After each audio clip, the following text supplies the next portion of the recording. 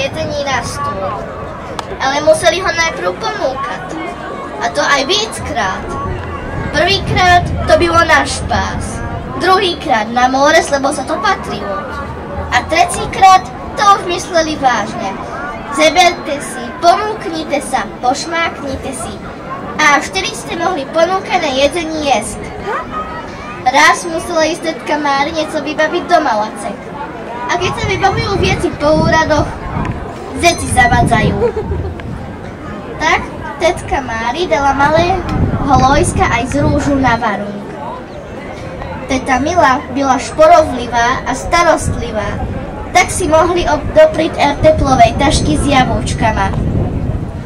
Mieli ju prichystanú pro svoje 4 deti na stole. A keď došli Lojzek z rúžu, Edente ze špásu ich ponúkli. Nech si zeberú kúštek tašky.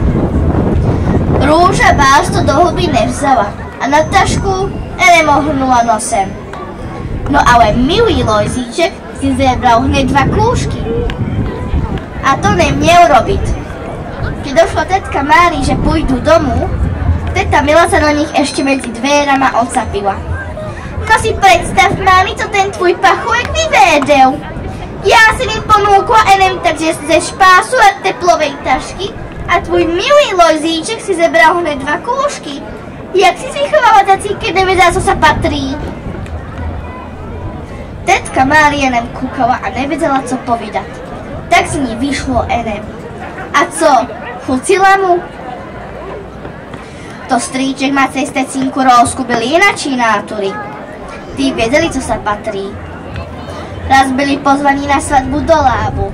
Začala sa slávnostní večera a stríčkovi z tecínku sa už slinky zbíhali. Na svadební slepači polévku, maso z rúčku a chrenovú omáčku. Stríček Macej hned chceli začať jesť, ale tecínka hned do nich. To si jak nenažraný, zapomnel, že sa musíš nechať ponúkať. Stríček Macej sa zháčili a lyžicu hodili spátky na stôl. A čekali, až ich niekto začne ponúkať. Kmotrička podešla k ním a začala ich ponúkať. Však jedzte, co nejíte, polévka je dobrá, ze 2 slépek varená, s domácima slížíčkama. A masíčko sa enem rozsýpa. Aj chrenovka sa nám podarila. Koláčku sme, svadebných koláčku sme napékli. A víno sme donesli až z Moravy, také fajnové.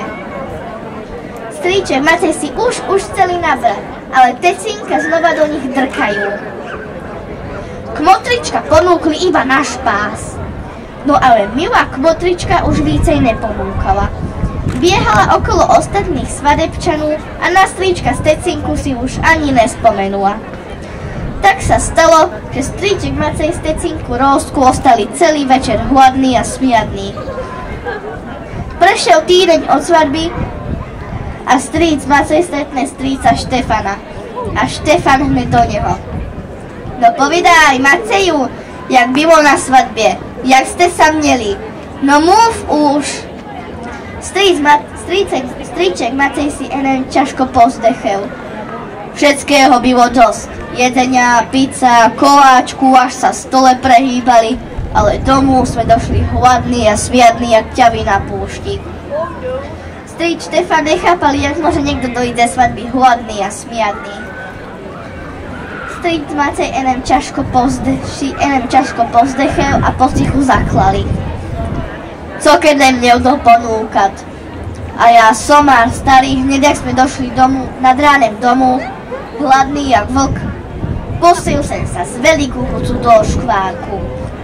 No ale potom som dostal taký čemer, že mi je ešte včil ťažko od žalúdka. Na túto svadbu budeme z Rózku dlho spomínať. Mores, nemores, keď niekam s moju milú pôjdeme, tak sa ponúknem aj sám. A to aj 3-krát.